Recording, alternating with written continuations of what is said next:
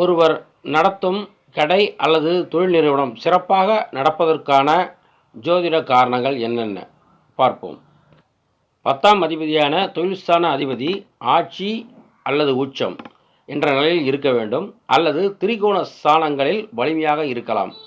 இவரை சுவர் பார்த்தால் இன்னும் சிறப்பு.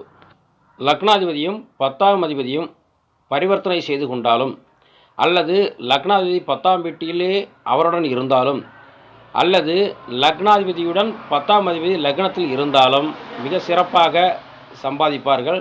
கடுமையான உழைப்பும் இருக்கும்.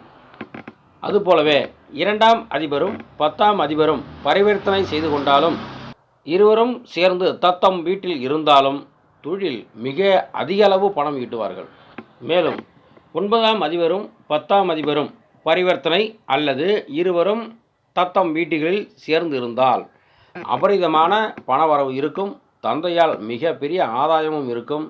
இவர்களுடன் தீய கிரகங்கள் சேர்க்கை இருத்தல் ஆகாது. 10ஆம் அதிபதியான தொழில்ஸ்தான அதிபதியும் 11ஆம் அதிபதியான லாபஸ்தானாதிபதியும் தத்தம் வீடுகளை மாற்றிக்கொண்டாலும், அல்லது இருவரும் 10லோ அல்லது 11லோ இணைந்து இருந்தாலும் மிக அதிக அளவில் லாபம் கிடைக்கும். பல கிளை நிறுவனங்களை தொடங்கக்கூடிய வாய்ப்புகளை அள்ளித்தருவார். இவற்றிற்கெல்லாம் அடிப்படையான தொழில்காரகர் சனி நல்ல நிலையில் இருக்க வேண்டும்.